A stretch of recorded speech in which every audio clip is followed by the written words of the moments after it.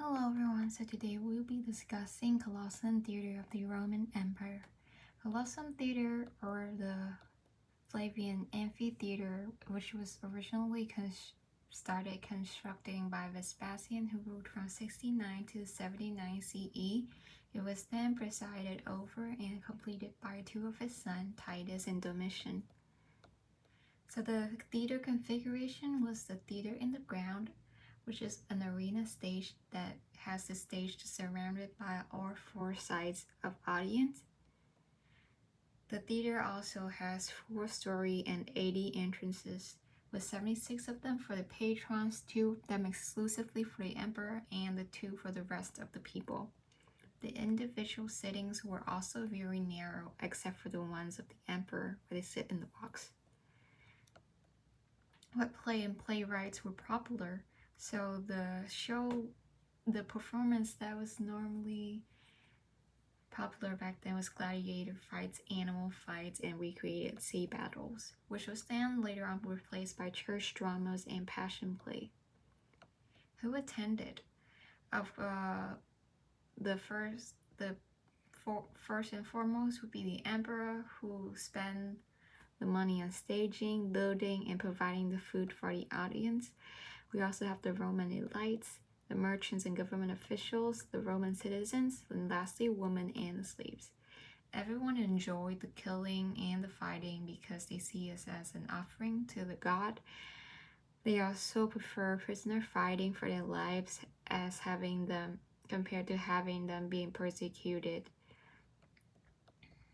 This is the picture of the theater, which is an arena stage. So the liveness in today's concept would be the real-time presence of both live actors and live audiences, with the audience primarily focused on the visual and bodily presence of the actors. The theater performance is more because it focuses on the beautiful costume and it has mood lighting, but it is also less because it only focuses on certain important aspects of the story. It also uses real items to suggest real places.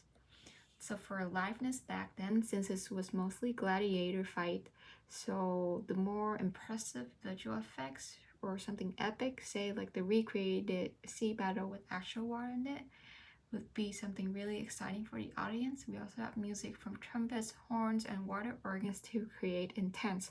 For example, the king announces the winner. You also have different pieces of scenery to distinguish between different scenarios for every show. So the expectations, like I said earlier, the more violent, the better. As for the sea recreated battles, we have the arena filled with water. They also have horses and pools which are land animals that have been trained to be put in the liquid element. They also enjoy seeing small person fighting big gladiators.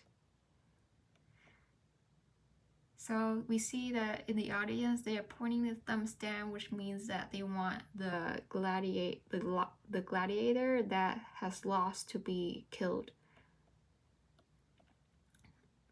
These are some other pictures of the audience and the people on the stage.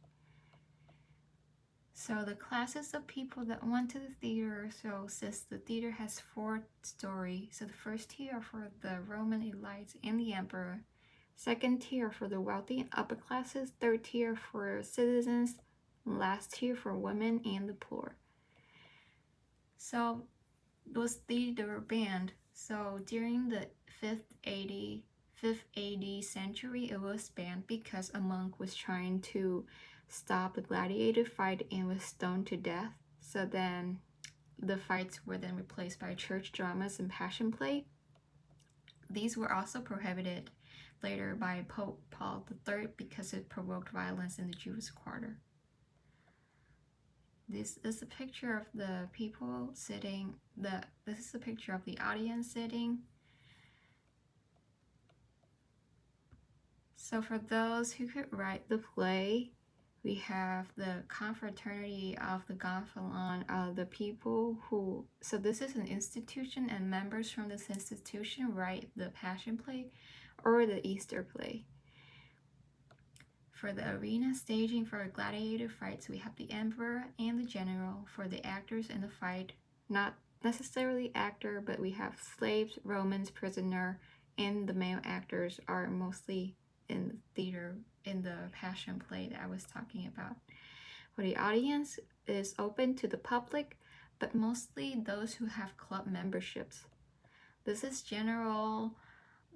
general that staged the reenactment using his own troop, the recreated sea battle. And this is Titus, who filled the stage with water and brought in horses and bulls. Titus was the emperor's son. Thank you for listening.